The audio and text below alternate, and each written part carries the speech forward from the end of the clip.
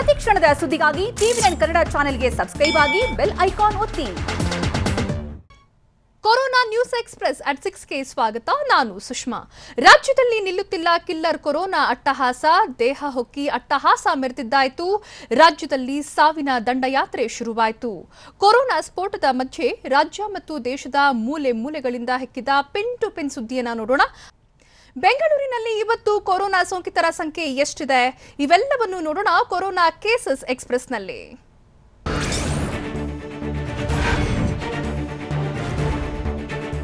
ಬೆಂಗಳೂರಿನಲ್ಲಿ ಕ್ರೂರಿ ಕೊರೋನಾ ಬಲಿ ಪಡೆಯುತ್ತಲೇ ಇದೆ. ಇಂದು ಮತ್ತೆ 3 ಜೀವವನ್ನ ಕೊರೋನಾ ನಿಲ್ಲಿಸಿದೆ. 70 ವರ್ಷದ ವೃದ್ಧೆ, 59 ವರ್ಷದ ವೃದ್ಧೆ ಹಾಗೂ 80 ವರ್ಷದ ಅಜ್ಜಿ ಸೋಂಕಿನಿಂದ ಮೃತಪಟ್ಟಿದ್ದಾರೆ. ಇಬ್ಬರು ವಿಕ್ಟೋರಿಯಾ ಆಸ್ಪತ್ರೆಯಲ್ಲಿ ಮೃತಪಟ್ಟರೆ ಒಬ್ಬರು ಖಾಸಗಿ ಆಸ್ಪತ್ರೆಯಲ್ಲಿ ಸೋಂಕಿನಿಂದ ನರಳಿ ಮೃತಪಟ್ಟಿದ್ದಾರೆ.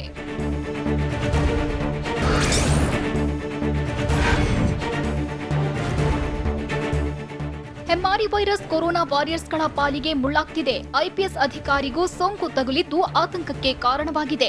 ಕೆಎಸ್ಆರ್ಪಿ ಕಮಾಂಡೆಂಟ್ಗೆ ಕೊರೋನಾ ಪಾಸಿಟಿವ್ ಬಂದಿರುವ ಶಂಕೆ ವ್ಯಕ್ತವಾಗಿದ್ದು ಖಾಸಗಿ ಆಸ್ಪತ್ರೆಯಲ್ಲಿ ಚಿಕಿತ್ಸೆ ನೀಡಲಾಗ್ತಿದೆ. ಕೆಎಸ್ಆರ್ಪಿ ಕಮಾಂಡೆಂಟ್ ಜೊತೆ ಹಲವು ಐಪಿಎಸ್ ಅಧಿಕಾರಿಗಳು ಮತ್ತು ಸಿಬ್ಬಂದಿ ಪ್ರಾಥಮಿಕ ಸಂಪರ್ಕದಲ್ಲಿದ್ದರಂತೆ.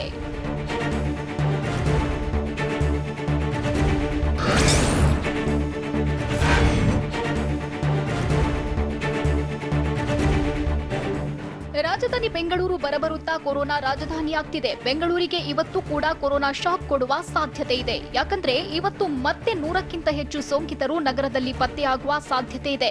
ಬೆಂಗಳೂರಿನ ದಕ್ಷಿಣ ಭಾಗದಲ್ಲೇ ಕೊರೋನಾ ಸ್ಫೋಟವಾಗ್ತಿದೆ. ದಕ್ಷಿಣ ವಿಭಾಗದಲ್ಲಿ 45 ಜನರಿಗೆ ಪಾಸಿಟಿವ್ ಸಾಧ್ಯತೆ ಇದ್ದು ಏರಿಯಾದಿಂದ ಏರಿಯಾಗೆ ಸೋಂಕು ಹಬ್ಬುತ್ತಲೇ ಇದೆ.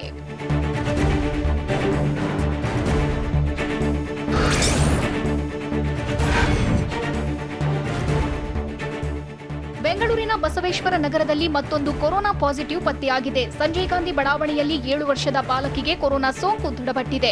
ಮೊನ್ನೆ ಆಂಧ್ರಪ್ರದೇಶದ ರಾಯದುರ್ಗದಿಂದ ಬಾಲಕಿ ಬಂದಿದ್ದು ಬಾಲಕಿ ಜೊತೆ ಪ್ರಾಥಮಿಕ ಸಂಪರ್ಕದಲ್ಲಿದ್ದ 8 ಜನರನ್ನ ಕ್ವಾರಂಟೈನ್ ಮಾಡಲಾಗಿದೆ. ಸ್ಥಳಕ್ಕೆ ಆಗಮಿಸಿದ ಬಿಬಿಎಂಪಿ ಸಿಬ್ಬಂದಿ ಮನೆ ಸುತ್ತ ಸ್ಯಾನಿಟೈಸ್ ಮಾಡಿದ್ರು.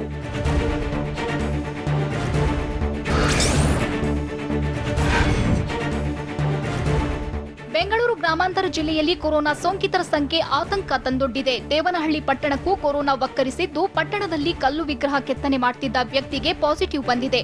ಬಳ್ಳಾರಿ ಮೂಲದ 40 ವರ್ಷದ ಕಾರ್ಮಿಕ 3 ದಿನಗಳ ಹಿಂದೆಯಷ್ಟೇ ಬಳ್ಳಾರಿಯಿಂದ ದೇವನಹಳ್ಳಿಗೆ ಆಗಮಿಸಿದ್ದ. ಪಾಸಿಟಿವ್ ಬಂದ ಹಿನ್ನೆಲೆ ಸೋಂಕಿತನನ್ನ ಬೆಂಗಳೂರಿನ ಐಸೋಲೇಷನ್ ಸೆಂಟರ್ಗೆ ಶಿಫ್ಟ್ ಮಾಡಲಾಯಿತು. ವ್ಯಕ್ತಿ ಕೆಲಸ ಮಾಡುತ್ತಿದ್ದ ಸ್ಥಳದ 100 ಮೀಟರ್ ಸ್ಥಳವನ್ನ ಸೀಲ್ ಡೌನ್ ಮಾಡಲಾಗಿದೆ.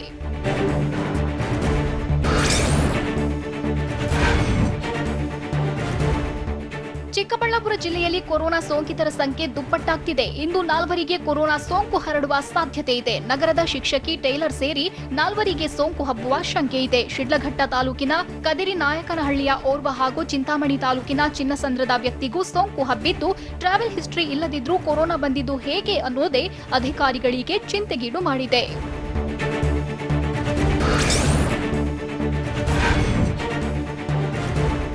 ಗದಗ ಜಿಲ್ಲೆಯಲ್ಲಿ ಕೊರೋನಾ ಟ್ರಾವೆಲ್ ಹಿಸ್ಟರಿ ಇಲ್ಲದೆಯೇ ಹಬ್ಬುತ್ತಿದೆ. ಇಂದು ಮತ್ತೆ 6 ಜನರಿಗೆ ಸೋಂಕು ಹಬ್ಬಿರುವ ಶಂಕೆ ವ್ಯಕ್ತವಾಗಿದೆ. 5 ಪುರುಷರು, ಓರ್ವ ಮಹಿಳೆಗೆ ಸೋಂಕು ತಗುಲಿದೆ. ಗದಗ ತಾಲೂಕಿನ ಹೊಂಬಳ ಗ್ರಾಮದಲ್ಲಿ ಮತ್ತೆ 3 ಜನರಿಗೆ ಸೋಂಕಿದ್ರೆ ನಗರದ ಓರ್ವನಿಗೆ ಹಾಗೂ ಮುಂಡರಗಿ ನರಗುಂದ ಪಟ್ಟಣದಲ್ಲಿ ತಲಾ ಒಬ್ಬರಿಗೆ ಸೋಂಕು ಇದೆಯಂತೆ. ಟ್ರಾವೆಲ್ ಹಿಸ್ಟರಿ ಇಲ್ಲದವರಿಗೆ ಊರು ಬಿಟ್ಟು ಹೋಗದವರಿಗೂ ಕೊರೋನಾ ಅಟ್ಯಾಕ್ ಆಗಿದ್ದು ಆತಂಕ ತಂದಿದೆ.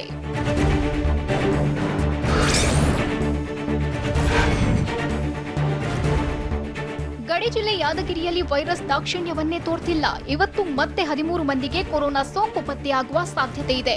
ಮಹಾರಾಷ್ಟ್ರದಿಂದ ಬಂದವರಿಗೆ ಸೋಂಕು ಹೋಗಿದೆ. ಜಿಲ್ಲೆಯಲ್ಲಿ ಸೋಂಕಿತರ ಸಂಖ್ಯೆ 900ರ ಗಡಿ ದಾಟುವ ಸಾಧ್ಯತೆ ಇದ್ದು ಆತಂಕಕ್ಕೆ ಕಾರಣವಾಗಿದೆ. ಜಿಲ್ಲೆಯಲ್ಲಿ ಈಗಾಗಲೇ 894 ಮಂದಿಗೆ ಕೊರೋನಾ ವಕ್ಕರಿಸಿದೆ.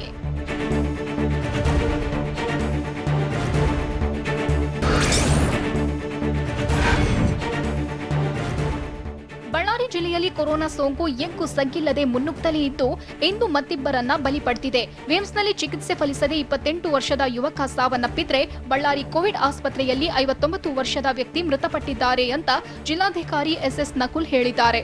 ಜಿಲ್ಲೆಯಲ್ಲಿ ಕೊರೋನಾಗೆ ಬಲಿಯಾದವರ ಸಂಖ್ಯೆ 7ಕ್ಕೆ ಏರಿಕೆಯಾಗಿದೆ.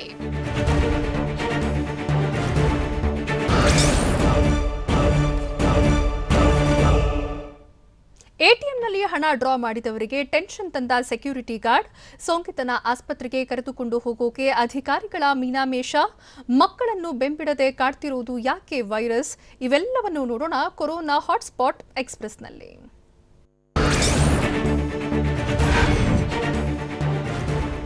ಕೊರೋನಾ ಎಲ್ಲಿ ಅದ್ಯಾವ ರೂಪದಲ್ಲಿ ಬಂದು ವಕ್ಕರಿಸಿಕೊಳ್ತಿದೆ ಅಂತ ಹೇಳೋಕೆ ಆಗ್ತಿಲ್ಲ.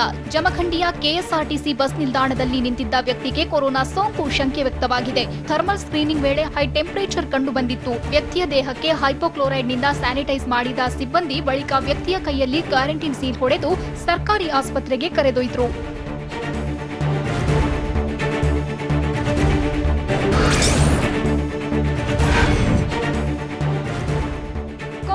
ಕೊರೋನಾ ವಾರಿಯರ್ಸ್ ಮೇಲೆ ಕೊರೋನಾ ಸವಾರಿ ಮಾಡ್ತಿದೆ. ಪೊಲೀಸ್ ಕಾನ್ಸ್ಟೇಬಲ್ಗೆ ಕೊರೋನಾ ಪಾಸಿಟಿವ್ ಬಂದಿದ್ದು traffic police station seal down ಮಾಡಲಾಗಿದೆ. ಕೋಲಾರದಲ್ಲಿ ಈವರೆಗೂ 2 ಪೊಲೀಸ್ ಸ್ಟೇಷನ್ಗಳನ್ನ ಸೀಲ್ ಡೌನ್ ಮಾಡಲಾಗಿದೆ. ಪೇದೆಯ ಸಂಪರ್ಕ ಹೊಂದಿದ 18 ಪೊಲೀಸ್ ಸಿಬ್ಬಂದಿಯನ್ನ ಕ್ವಾರಂಟೈನ್ ಮಾಡಲಾಗಿದೆ.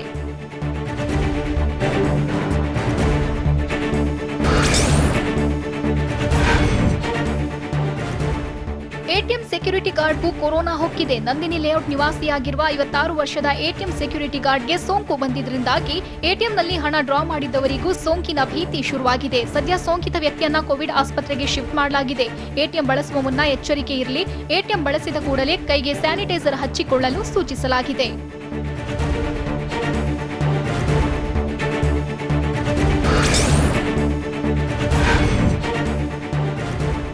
ಕೊರೋನಾ ಸೋಂಕಿತರನ್ನ ತಕ್ಷಣವೇ ಆಸ್ಪತ್ರೆಗೆ ಕರೆದೊಯ್ಯಬೇಕು. ಆದರೆ ಬೆಂಗಳೂರಿನ ಉತ್ತರಹಳ್ಳಿ ಬಳಿಯ ಅರೆಹಳ್ಳಿಯಲ್ಲಿ ವ್ಯಕ್ತಿಗೆ ಸೋಂಕು ಹಬ್ಬಿದ್ರೂ ಆಸ್ಪತ್ರೆಗೆ ಸೇರಿಸಲು ನಿರ್ಲಕ್ಷ್ಯ ತೋರಲಾಗಿದೆ. 8 ಗಂಟೆ ಕಳೆದ್ರೂ ಅಧಿಕಾರಿಗಳು ಸ್ಥಳಕ್ಕೆ ಬಂದಿರಲಿಲ್ಲ. ಕೊನೆಗೆ ಸ್ಥಳೀಯರ ನೆರವಿನೊಂದಿಗೆ ಸೋಂಕಿತ ವ್ಯಕ್ತಿಯನ್ನ ರಾಜೀವ್ ಗಾಂಧಿ ಆಸ್ಪತ್ರೆಗೆ ದಾಖಲಿಸಲಾಗಿದೆ.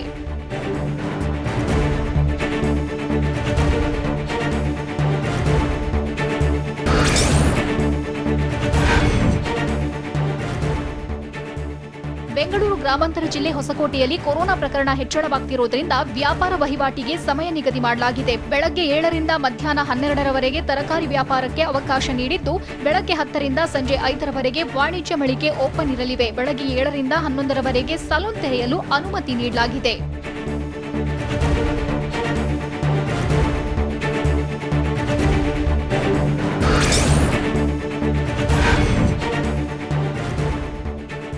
ಮಂಗಳೂರಿಗೆ ಮೀನು ವ್ಯಾಪಾರ ವಹಿವಾಟು ಕಂಟಕವಾಗಿ ಪರಿಣಮಿಸಿದೆ. ಮೀನುಗಳಿಗಾಗಿ ಹೊರ ರಾಜ್ಯದಿಂದ ಹಲವು ಲಾರಿಗಳು ಎಂಟ್ರಿ ಆಗ್ತಿದೆ. ಇದರಿಂದ ಹಲವರಿಗೆ ಕೊರೋನಾ ಸೋಂಕು ಹರಡಿದೆ.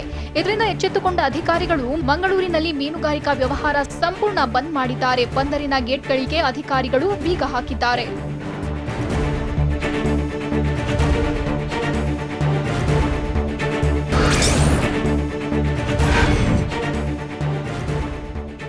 ಬೆಂಗಳೂರಿನಲ್ಲಿ ಕೊರೋನಾ ಏರಿಯಾದಿಂದ ಏರಿಯಾಗೆ ಹಬ್ಬುತ್ತಲೇ ಇದೆ. ಇಂದು ಶಿವನಗರ ವಾರ್ಡ್ನಲ್ಲಿ ಮತ್ತಿಬ್ಬರಿಗೆ ಕೊರೋನಾ ಸೋಂಕು ತಗುಲಿದೆ. ಒಂದೇ ಮನೆಯ 2 ಮಕ್ಕಳಿಗೆ ಸೋಂಕು ಹೊಕ್ಕಿದೆ. 14 ವರ್ಷ ಮತ್ತು 9 ವರ್ಷದ 2 ಬಾಲಕಿಯರು ಜ್ವರದಿಂದ ಬಳಲುತ್ತಿದ್ರು. ಖಾಸಗಿ ಆಸ್ಪತ್ರೆಯಲ್ಲಿ ಚಿಕಿತ್ಸೆ ಪಡೆಯುತ್ತಿದ್ದ ಇಬ್ಬರಿಗೆ ಗಂಟಲು ದ್ರವ ಪರೀಕ್ಷೆಯಲ್ಲಿ ಸೋಂಕು ಇರೋದು ಪತ್ತೆಯಾಗಿದೆ.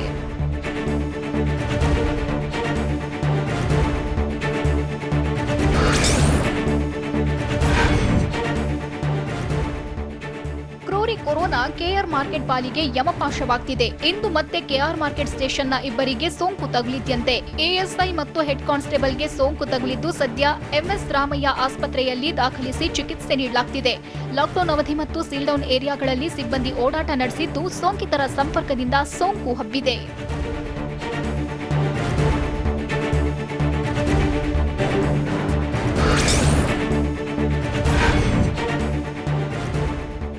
ಉಡುಪಿ ಜಿಲ್ಲೆಯಲ್ಲಿ ಕೊರೋನಾ ಸೋಂಕಿತರ ಸಂಖ್ಯೆ ಹೆಚ್ಚಳವಾಗುತ್ತಿದ್ದು, ಸೋಂಕು ತಡೆಗೆ ಉಡುಪಿ ಕೃಷ್ಣ ಮಠದಲ್ಲಿ ಮುನ್ನೆಚ್ಚರಿಕೆ ವಹಿಸಲಾಗುತ್ತಿದೆ. ಮಠದಲ್ಲಿ ಈ ಬಾರಿ ಭಕ್ತರಿಗೆ ಮುದ್ರಾಧಾರಣೆ ಇರೋದಿಲ್ಲ ಅಂತ ಮಠದ ಪ್ರಕಟಣೆಯಲ್ಲಿ ತಿಳಿಸಲಾಗಿದೆ. ಸಾರ್ವಜನಿಕ ಪ್ರವೇಶಕ್ಕೆ ಇನ್ನೂ ಮುಕ್ತವಾಗದ ಕೃಷ್ಣ ಮಠದಲ್ಲಿ ಜುಲೈ 1ರಂದು ತಪ್ತ ಮುದ್ರಾಧಾರಣ ನಡೆಯಬೇಕಿತ್ತು. ಮುಂದಿನ ಯಾವುದಾದರೂ ಶುಭ ದಿನದಂದು ಭಕ್ತರಿಗೆ ಮುದ್ರಾಧಾರಣೆಗೆ ನಿರ್ಧರಿಸಲಾಗಿದೆ.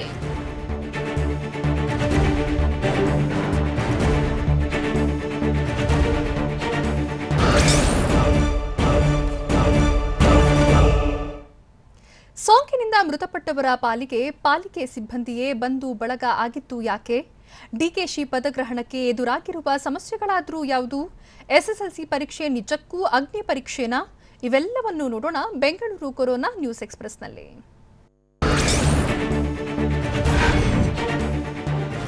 ಬೆಂಗಳೂರಿನಲ್ಲಿ ಕೊರೋನಾ ಸೋಂಕಿತರ ಸಂಖ್ಯೆ ಹೆಚ್ಚಾಗ್ತಿದ್ದು ಸರ್ಕಾರಿ ಆಸ್ಪತ್ರೆಗಳು ಫುಲ್ ಆಗಿವೆ. ಹೀಗಾಗಿ ಖಾಸಗಿ ಫೀವರ್ ಕ್ಲಿನಿಕ್ ಆರಂಭಿಸಲು ಸರ್ಕಾರ ಆದೇಶಿಸಿದೆ. ಖಾಸಗಿ ಆಸ್ಪತ್ರೆಗಳು, ವೈದ್ಯಕೀಯ ಕಾಲೇಜುಗಳಲ್ಲಿ ಗಂಟಲು ದ್ರವ ಪರೀಕ್ಷೆಗೆ ₹350 ದರ ನಿಗದಿ ಮಾಡಲಾಗಿದೆ. ಉಳಿದ ವೆಚ್ಚವನ್ನ ರಾಜ್ಯ ಸರ್ಕಾರವೇ ಭರಿಸುವುದಾಗಿ ಹೇಳಿದೆ. ಸಾರಿ ಹಾಗೂ ILI ಕೇಸ್ಗಳನ್ನ ವಿಶೇಷ ಫೀವರ್ ಕ್ಲಿನಿಕ್ಗಳಲ್ಲೇ ತಪಾಸಣೆ ಮಾಡಬೇಕು.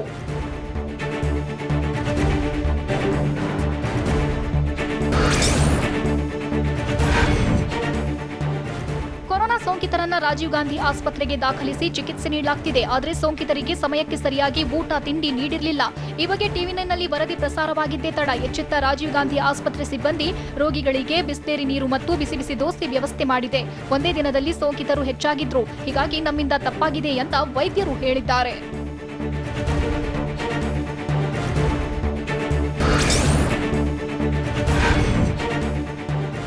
ಚಿಕ್ಕಪೇಟೆ ಸುತ್ತಮುತ್ತ ಕೊರೋನಾ ಸೋಂಕಿತರು ಹೆಚ್ಚಾಗ್ತಿದ್ದಾರೆ. ಹೀಗಾಗಿ ಏರಿಯಾ ಸೀಲ್ ಡೌನ್ ಮಾಡಬೇಕು ಅನ್ನೋ ಒತ್ತಡವಿದೆ. ಇಷ್ಟಾದರೂ ಚಿಕ್ಕಪೇಟೆಯನ್ನ ಸೀಲ್ ಡೌನ್ ಮಾಡಲು ಅಧಿಕಾರಿಗಳು ಹಿಂದೇಟು ಹಾಕ್ತಿದ್ದಾರೆ. ಚಿಕ್ಕಪೇಟೆ, ಮುಗಿಲ್ಪೇಟೆ, ಬಳೆಪೇಟೆ, ಅಕ್ಕಿಪೇಟೆ, ತರಗುಪೇಟೆ ಸುತ್ತಮುತ್ತಲೂ ಆತಂಕದ ವಾತಾವರಣ ನಿರ್ಮಾಣವಾಗಿದೆ. ಚಿಕ್ಕಪೇಟೆಯಲ್ಲಿ 10 ಗಂಟೆ ಬಳಿಕ ಜನಜಾತ್ರೆ ನಡೆಯುತ್ತೆ. ಆದರೂ ಜನಸಂದಣಿ ನಿಯಂತ್ರಿಸಲು ಅಧಿಕಾರಿಗಳು ಮುಂದಾಗ್ತಿಲ್ಲ.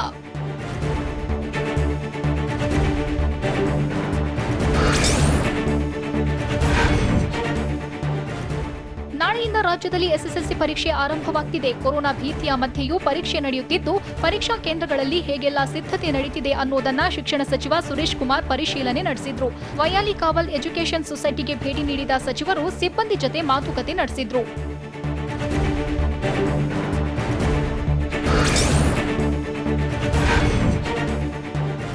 ನಾಳೆಯಿಂದ SSLC ಎಕ್ಸಾಮ್ ಆರಂಭಗೊಳ್ತಿದ್ದು, ಪರೀಕ್ಷೆ ಬರೆಯುವ ವಿದ್ಯಾರ್ಥಿಗಳು ಮತ್ತು ಪೋಷಕರಲ್ಲಿ ಆತಂಕ ಶುರುವಾಗಿದೆ. KR ಮಾರ್ಕೆಟ್ ಸುತ್ತಮುತ್ತ ಸೋಂಕಿತರಿದ್ದು ಲಾಕ್ಡೌನ್ ಘೋಷಣೆ ಮಾಡಲಾಗಿದೆ. ಇದರ ಮಧ್ಯೆ ಅದೇ ಸ್ಥಳದಲ್ಲಿರುವ ವಾಣಿವಿಲಾಸ್ ಮಹಿಳಾ ಇನ್ಸ್ಟಿಟ್ಯೂಟ್ ಅನ್ನ ಪರೀಕ್ಷಾ ಸೆಂಟರ್ ಮಾಡಲಾಗಿದೆ. ಇದರಿಂದ ಪೋಷಕರಲ್ಲಿ ಆತಂಕ ಹೆಚ್ಚಾಗಿದೆ. ನಾವು ಮಕ್ಕಳನ್ನ ಇಲ್ಲಿಗೆ ಹೇಗೆ ಕರೆತರೋದು ಅನ್ನೋ ಭೀತಿಯೂ ಶುರುವಾಗಿದೆ.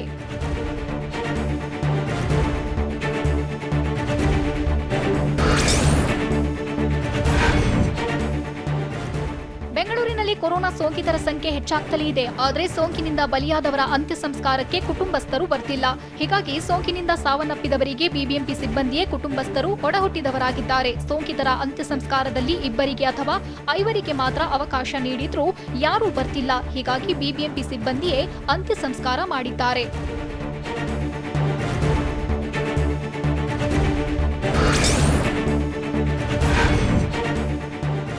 ಕೆಪಿಸಿಸಿ ಅಧ್ಯಕ್ಷರಾಗಿ ಡಿಕೆ ಶಿವಕುಮಾರ್ ಪದಗ್ರಹಣಕ್ಕೆ ಹಲವು ವಿಘ್ನಗಳು ಎದುರಾಗ್ತಿವೆ. ಕೊರೋನಾ ಸೋಂಕು ಹೆಚ್ಚುತ್ತಿರುವ ಬೆನ್ನಲ್ಲೇ ರಾಜ್ಯ ಸರ್ಕಾರ ಮತ್ತೆ ಲಾಕ್ಡೌನ್ ಘೋಷಣೆ ಮಾಡಿದ್ರೆ ಮತ್ತೆ ಸಂಕಷ್ಟ ಎದುರಾಗಲಿದೆ. ಕೆಪಿಸಿಸಿ ಕಚೇರಿಯಲ್ಲಿ ಡಿಕೆಶಿ ಪದಗ್ರಹಣ ಕಾರ್ಯಕ್ರಮ ಮಾಡುವುದಕ್ಕೆ ಚಿಂತನೆ ನಡೆಸಲಾಗಿದೆ. ಆದರೆ ಅನುಮತಿ ಪತ್ರ ನೀಡಲು ಸರ್ಕಾರ ರಾಜಕೀಯ ಮಾಡ್ತಿದೆ. ಹೀಗಾಗಿ ಕೆಪಿಸಿಸಿ ಕಚೇರಿಯಲ್ಲೇ ಕಾರ್ಯಕ್ರಮ ಮಾಡಲು ಕೈ ನಾಯಕರು ಡಿಕೆಶಿಗೆ ಸಲಹೆ ನೀಡಿದ್ದಾರಂತೆ.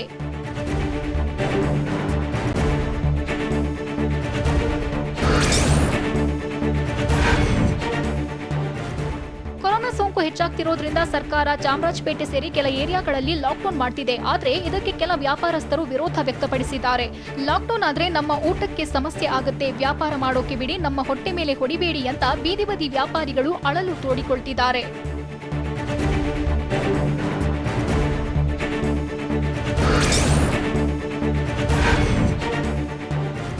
ಕೊರೋನಾ ಸೋಂಕಿತರು ಪತ್ತೆಯಾದರೂ ಅವರನ್ನ ಆಸ್ಪತ್ರೆಗೆ ದಾಖಲಿಸಲು ಆರೋಗ್ಯ ಇಲಾಖೆ ನಿರ್ಲಕ್ಷ್ಯ ತೋರುತ್ತಿರುವುದು ಪದೇ ಪದೇ ರುಜುವಾತಾಗ್ತಿದೆ.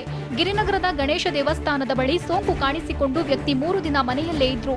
ಆಸ್ಪತ್ರೆಗೆ ಶಿಫ್ಟ್ ಮಾಡಲು ಅಧಿಕಾರಿಗಳು ಬಂದಿರಲಿಲ್ಲ. ಹೀಗಾಗಿ ಸುತ್ತಮುತ್ತಲಿನ ಜನರಿಗೆ ಸೋಂಕಿನ ಭೀತಿ ಶುರುವಾಗಿದೆ.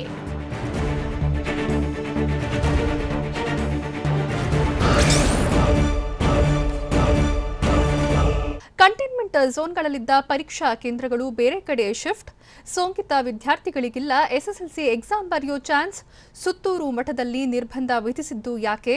ಇವೆಲ್ಲವನ್ನು ನೋಡೋಣ ಸ್ಟೇಟ್ ಕೊರೋನಾ ಎಕ್ಸ್‌ಪ್ರೆಸ್‌ನಲ್ಲಿ. ರಾಜ್ಯಾದ್ಯಂತ ನಾಳೆಯಿಂದ SSLC ಪರೀಕ್ಷೆ ಆರಂಭವಾಗ್ತಿದ್ದು, ಪರೀಕ್ಷೆಗೂ ಮುನ್ನವೇ ವಾಮಾಚಾರ ನಡೆದಿರುವ ಶಂಕೆ ವ್ಯಕ್ತವಾಗಿದೆ. ಕೊಪ್ಪಳದ ಸರ್ಕಾರಿ ಬಾಲಕರ ಪದವಿ ಪೂರ್ವ ಕಾಲೇಜ್ ಬಳಿ ನಿಂಬೆಹಣ್ಣು ಪ್ರತ್ಯಕ್ಷವಾಗಿದೆ. ಕರವಸ್ತ್ರದಲ್ಲಿ ನಿಂಬೆಹಣ್ಣನ್ನ ಕಟ್ಟಿ ಕಿಡಿಗೇಡಿಗಳು ಬಿಸಾಡಿದ್ದಾರೆ. ಪರೀಕ್ಷಾ ಸೆಂಟರ್ ಮುಂಭಾಗದಲ್ಲಿ ನಿಂಬೆಹಣ್ಣು ಬಿಸಾಡಿದ್ದು ಹಲವು ಅನುಮಾನಗಳಿಗೆ ಕಾರಣವಾಗಿದೆ.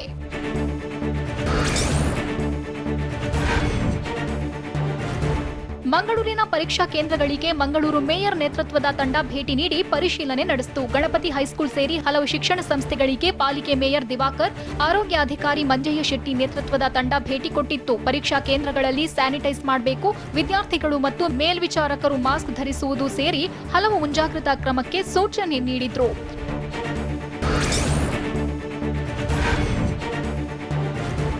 ನಾಳೆಯಿಂದ ಎಸ್ಎಸ್ಎಲ್ಸಿ ಪರೀಕ್ಷೆ ಶುರುವಾಗುತ್ತಿದ್ದು ವಿದ್ಯಾರ್ಥಿಗಳಿಗೆ ಸಾರಿಗೆ ವ್ಯವಸ್ಥೆಯೇ ಕಂಟಕವಾಗಿದೆ.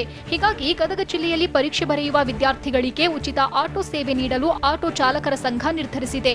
ಗದಗ, ಬೆಟಗೇರಿ, ಅವಳಿ ನಗರದ ಎಲ್ಲಾ ಪರೀಕ್ಷಾ ಕೇಂದ್ರಗಳಿಗೆ ತೆರಳುವ ವಿದ್ಯಾರ್ಥಿಗಳಿಗೆ ಉಚಿತ ಸೇವೆ ನೀಡಲಿದ್ದು, ವಿದ್ಯಾರ್ಥಿಗಳಿಗೆ ಗುರುತಿಸಲು ಆಟೋಗಳಿಗೆ ಬಿಳಿ ಬಣ್ಣದ ಧ್ವಜ ಕಟ್ಟಲಾಗುತ್ತಂತೆ.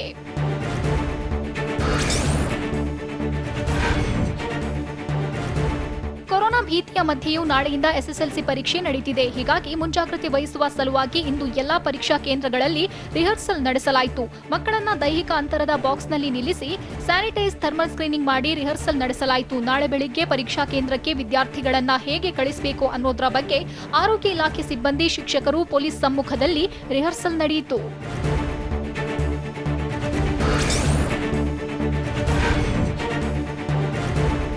ಮೈಸೂರಿನ ಕಂಟೈನ್ಮೆಂಟ್ ಝೋನ್ನಲ್ಲಿರೋ ಪರೀಕ್ಷಾ ಕೇಂದ್ರ ಆತಂಕಕ್ಕೆ ಕಾರಣವಾಗಿತ್ತು. ಹೀಗಾಗಿ ಅವಿಲಾ ಕಾನ್ವೆಂಟ್ನಿಂದ ಪಕ್ಕದ ಮಹಾರಾಣಿ ಕಾಲೇಜ್ಗೆ ಶಿಫ್ಟ್ ಮಾಡಲಾಗಿದೆ. ಒಂದೇ ರಸ್ತೆಯಲ್ಲಿರುವ ಅವಿಲಾ ಕಾನ್ವೆಂಟ್ ಮಹಾರಾಣಿ ಕಾಲೇಜು ಇದ್ದು, ಕೃಷ್ಣವಿಲಾಸ ರಸ್ತೆ ಬದಲಿಗೆ ನಾರಾಯಣ ಶಾಸ್ತ್ರಿ ರಸ್ತೆ ಗೇಟ್ ಮುಖಾಂತರ ಪ್ರವೇಶಕ್ಕೆ ಅವಕಾಶ ನೀಡಲಾಗಿದೆ. ಶಿಫ್ಟ್ ಆದ ಪರೀಕ್ಷಾ ಕೇಂದ್ರಕ್ಕೆ ಭೇಟಿ ನೀಡಿದ ಡಿಡಿಪಿಐ ಪಾಂಡುರಂಗ, ಬಿಇಒ ರಾಮಾರಾಧ್ಯ ಪರಿಶೀಲನೆ ನಡೆಸಿದ್ರು.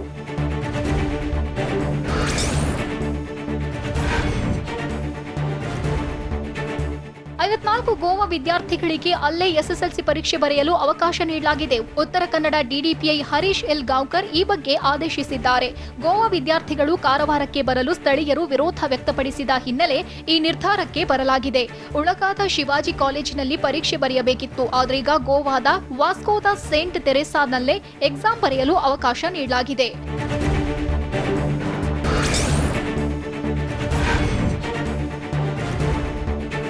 ಬೆಳಗಾವಿಯಲ್ಲಿ ಕೊರೋನಾ ಸೋಂಕು ಅಟ್ಟಹಾಸ ಮೆರೆಯುತ್ತಲೇ ಇದ್ದು, ಎಸ್ಎಸ್ಎಲ್ಸಿ ಪರೀಕ್ಷೆ ಬರೆಯಬೇಕಿದ್ದ ವಿದ್ಯಾರ್ಥಿಗಳಿಗೂ ಸೋಂಕು ತಗುಲಿದೆ.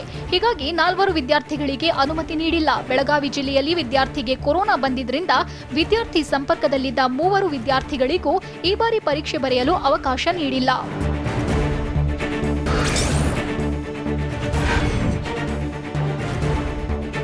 ಶಿವಮೊಗ್ಗ ಜಿಲ್ಲೆಯಲ್ಲಿ ಕೊರೋನಾ ಸೋಂಕಿತರ ಸಂಖ್ಯೆ ಹೆಚ್ಚುತ್ತಲೇ ಇದ್ರೂ ಇದರ ಮಧ್ಯೆಯೂ ಎಸ್ಎಸ್ಎಲ್ಸಿ ಪರೀಕ್ಷೆಗೆ ಸಿದ್ಧತೆ ನಡೆದಿದೆ.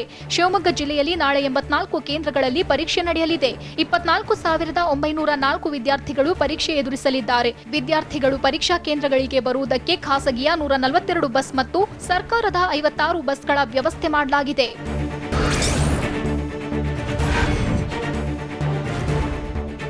ಮೈಸೂರು ಜಿಲ್ಲೆಯಲ್ಲಿ ಮತ್ತೆ ಕೊರೋನಾ ಉಲ್ಬಣವಾದ ಬೆನ್ನಲ್ಲೇ ಸುತ್ತೂರು ಮಠದಲ್ಲಿ ಎಚ್ಚೆತ್ತುಕೊಳ್ಳಲಾಗಿದೆ. ಮಠದಲ್ಲಿ ಭಕ್ತರಿಗೆ ಅವಕಾಶ ನೀಡದೇ ಇರಲು ಸುತ್ತೂರು ಮಠದ ಆಡಳಿತ ಮಂಡಳಿ ನಿರ್ಧರಿಸಿದ್ದು, ಸುತ್ತೂರು ಮಠಕ್ಕೆ ತಾತ್ಕಾಲಿಕವಾಗಿ ಭಕ್ತರ ಪ್ರವೇಶಕ್ಕೆ ನಿರ್ಬಂಧ ವಿಧಿಸಲಾಗಿದೆ. ಭಕ್ತರ ಹಿತದೃಷ್ಟಿಯಿಂದ ಇಂದಿನಿಂದಲೇ ಮಠಕ್ಕೆ ಪ್ರವೇಶವಿಲ್ಲ ಅಂತ ಮಠದ ವ್ಯವಸ್ಥಾಪಕ ಎಸ್ ಶಿವಕುಮಾರ ಸ್ವಾಮಿ ಪ್ರಕಟಣೆಯಲ್ಲಿ ತಿಳಿಸಿದ್ದಾರೆ.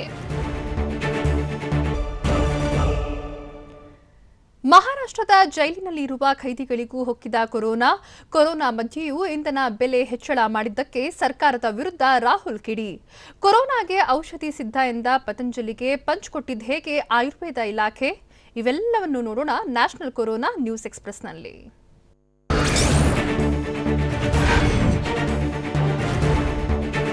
ಭಾರತದಲ್ಲಿ ಕೊರೋನಾ ವೈರಸ್ ಸೋಂಕು ಸುಂಟರಗಾಳಿಯಂತೆ ದೇಶವ್ಯಾಪಿ ಹಬ್ಬುತ್ತಲೇ ಇದೆ. ದೇಶದಲ್ಲಿ ಸೋಂಕಿತರ ಸಂಖ್ಯೆ 4,56,115 ಜನರಿಗೆ ಹೊಕ್ಕಿದ್ರೆ ಸೋಂಕಿನಿಂದಾಗಿ 14,000ಕ್ಕೂ ಅಧಿಕ ಮಂದಿ ಸಾವನ್ನಪ್ಪಿದ್ದಾರೆ. ಪ್ರಸ್ತುತ 1,83,058 ಜನರು ಸೋಂಕಿನಿಂದ ನರಳುತ್ತಿದ್ರೆ 2,58,574 ಜನರು ಕೊರೋನಾದಿಂದ ಗುಣಮುಖರಾಗಿದ್ದಾರೆ.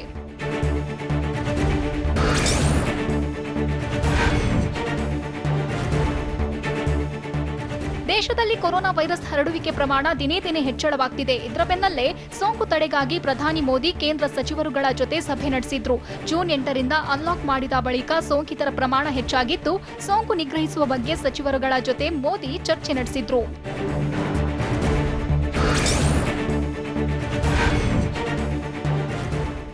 ದೇಶದಲ್ಲಿ ಕೊರೋನಾ ಸೋಂಕು ಪ್ರಕರಣ ಹೆಚ್ಚಳವಾಗ್ತಿದ್ರೆ ಮತ್ತೊಂದೆಡೆ ನಿರಂತರವಾಗಿ ಪೆಟ್ರೋಲ್ ಡೀಸೆಲ್ ಬೆಲೆಯೂ ಏರಿಕೆಯಾಗ್ತಿದೆ. ಎರಡನ್ನೂ ನಿಯಂತ್ರಿಸಲು ಕೇಂದ್ರ ಸರ್ಕಾರಕ್ಕೆ ಸಾಧ್ಯವಾಗ್ತಿಲ್ಲ ಅಂತ ಕೈ ನಾಯಕ ರಾಹುಲ್ ಗಾಂಧಿ ಕಿಡಿಕಾರಿದ್ದಾರೆ.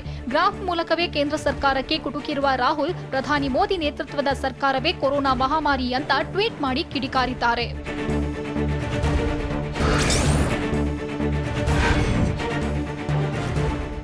ಮಹಾರಾಷ್ಟ್ರದಲ್ಲಿ ಕೊರೋನಾ ಸೋಂಕಿತರ ಸಂಖ್ಯೆ ಹೆಚ್ಚುತ್ತಲೇ ಇದ್ದು, ಸೋಂಕಿತರ ಸಂಖ್ಯೆ 1,36,000ಕ್ಕೆ ಏರಿಕೆಯಾಗಿದೆ. ಸತ್ತವರ ಸಂಖ್ಯೆ 6,000 ಗಡಿ ದಾಟಿದೆ. ಇದರ ಮಧ್ಯೆ ಇಂದು ಅಕೋಲಾದಲ್ಲಿ 51 ಜನರಿಗೆ ಸೋಂಕು ಹೊಕ್ಕಿದ್ದು 36 ಮಂದಿ ಕೈದಿಗಳೇ ಇದ್ದಾರೆ. ಅಕೋಲಾ ಜೈಲಿನಲ್ಲೂ ವೈರಸ್ ಅಟ್ಟಹಾಸ ಮೆರೆಯುತ್ತಿದ್ದು, ಜಿಲ್ಲೆಯಲ್ಲಿ ಸೋಂಕಿತರ ಸಂಖ್ಯೆ 1,298ಕ್ಕೆ ಏರಿಕೆಯಾಗಿದೆ.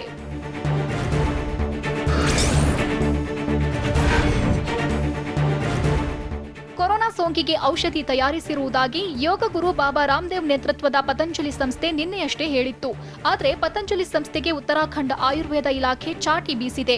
ಪತಂಜಲಿ ಸಂಸ್ಥೆಯು ಕೊರೋನಾಗೆ ಆಯುರ್ವೇದ ಔಷಧಿ ತಯಾರಿಸಲು ಅನುಮತಿ ಪಡೆದಿಲ್ಲ, ಕೇವಲ ರೋಗ ನಿರೋಧಕ ಶಕ್ತಿ ಹೆಚ್ಚಿಸಲು ಔಷಧಿ ತಯಾರಿಕೆಗೆ ಅನುಮತಿ ಪಡೆದಿದೆ ಅಂತ ಹೇಳಿದೆ.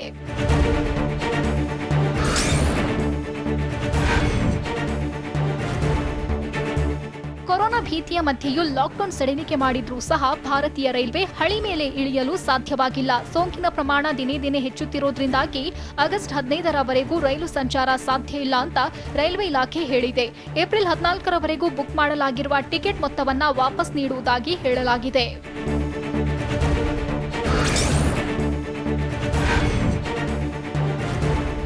ಕೊರೋನಾ ವೈರಸ್ ಜಗತ್ತಿಗೆ ಪರಿಚಯವಾಗಿ 6 ತಿಂಗಳಿಗೂ ಹೆಚ್ಚು ಸಮಯವೇ ಆದರೂ ಸೋಂಕಿಗೆ ಇನ್ನೂ ಮದ್ದು ಕಂಡುಹಿಡಿಯಲು ಸಾಧ್ಯವಾಗಿಲ್ಲ. ಆದರೆ ಭಾರತೀಯ ಡ್ರಗ್ ತಯಾರಿಕಾ ಕಂಪನಿ ಕೊರೋನಾಗೆ ಔಷಧಿ ಕಂಡುಹಿಡಿದಿದೆ ಅಂತ ಹೇಳಲಾಗ್ತಿದೆ. ಕೊರೋನಾ ಔಷಧಿ 5,000 ರೂಪಾಯಿಗೆ ಸಿಗಲಿದೆ ಅಂತ ಸಿಪ್ಲಾ ಸಂಸ್ಥೆ ಹೇಳಿದೆ. ಚಿಕಿತ್ಸೆಯ 100 ಮಿಲಿಗ್ರಾಂ ಔಷಧಿ 5,000ದಿಂದ 6,000 ರೂಪಾಯಿಗೆ ಲಭ್ಯ ಅಂತ ಹೇಳಿದೆ.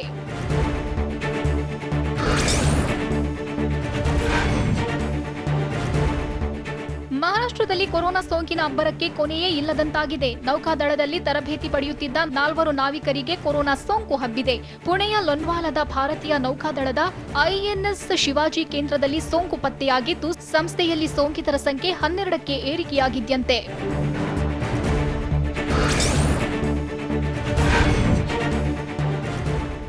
ಕೊರೋನಾ ಬಂದಾಗಿನಿಂದ ಶಾಲಾ ಕಾಲೇಜುಗಳನ್ನ ತೆರೆಯದಂತೆ ಸರ್ಕಾರ ಹೇಳಿದೆ. ಆದರೆ ಕೆಲ ಖಾಸಗಿ ಶಿಕ್ಷಣ ಸಂಸ್ಥೆಗಳು ಅಂಧಾದರ್ಬಾರ್ ನಡೆಸುತ್ತಿವೆ.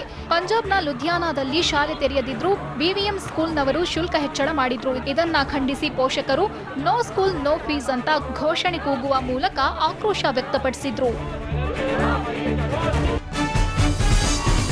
ನಿಮ್ಮ ನ್ಯೂಸ್ ರೂಮ್ ಪ್ರತಿದಿನ ರಾತ್ರಿ 9 ಗಂಟೆಗೆ.